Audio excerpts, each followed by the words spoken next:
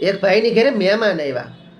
મહેમાન આવે ને તે બરોબર બપોરનો સમય તો ઓલા લોકોએ જમવા બેહાડ્યા, રોકી રાખ્યા કે ભાઈ જમવા રોકાઈ જાવ તમે. ના છે કે ગણેશ ચતુર્થી છે પાછી, તે કે પ્રસાદી ખાઈને જ જાવ ને એમ. ઓલો કે કાંઈ વાંધો નહીં, એને એ જ જોતું તો કોક રોકી રાખે તો. ને અમુક અમુક ગામતરા એમ જ કરતા હોય. મહિનામાં 25 દિવસ બહાર હોય, થેલીઓ લઈને સુટકેસો લઈ લઈને રખડતા હોય. પાછા એમ કે આવજો આવજો અમારી ઘરે. તારી ઘેર હું અમારે શું કરવા આવું એમ, તું હોતો આવે ને એમ. એમ ક્યાંથી આવવું એમ.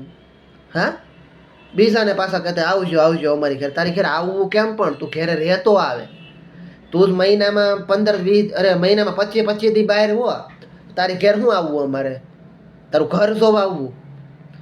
તે મહેમાનને બેહાડ્યો જમવા. ઓલા લોકો એક ભાઈ બેસી જાવ જમવા તમે એમ. તો ઘરધણીએ મહેમાનને જમવા બેહાડ્યો. તો ઓલો જમીને 18 થી 20 લાડવા ખાઈ ગયો.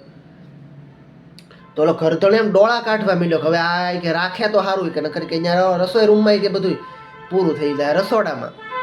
હા, પછી ઓલા મહેમાનને પૂછી લીધું ઘરધણી આમ કે તમે કે કઈ પાણી એમ ખાઓ જમો તો છો, જમતા જમતા કેમ પાણી પીવો કે અટકો કે ક્યાંય. એ કે હા કે અટકું તો ખરો પણ એ કે હમણાં નહીં, કે અડધું તો થવા જ જોઈએ એમ. તો ઓલો ઘરધણી ડોળા કાઢે કે છે કે આને અડધું નથી છુઈ કે 18 થી 20 લાડવા ખાઈ ગયો, 2 સલિયા શાક ખાઈ ગયો, 2 સલિયા દાળ પી ગયો, 2 રોટલી ખાઈ ગયો, 18 લાડવા. હા કે આયા તો કાપો વાળ્યો કે એમ. ઓલો આમ મેં ઓલા ઘરધણીનું મોઢું થઈ ગયું, કુતરો કોઈશ ગળી ગયો ને એવું.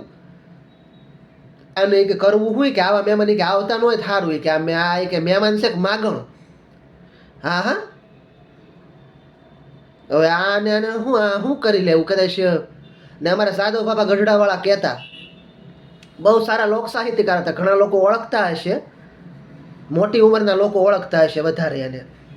સાધુ બાપા ગઢડાવાળા એવું કહેતા કે બેનો બેઠી હોય ને એ વાતું કરે બાયું કે તાર કાકા ગણેશ ચતુર્થી 18 લાડવા ખાઈ જાય પણ એ કે રે એકદમ નરવા. આપણી કોકની પંગતમાં બેહીને ખાય ને એમ, ઘરે ખાય તો ખબર પડે કે ઘરે કોઈની પાછળ વધે છે કે નહીં એમ.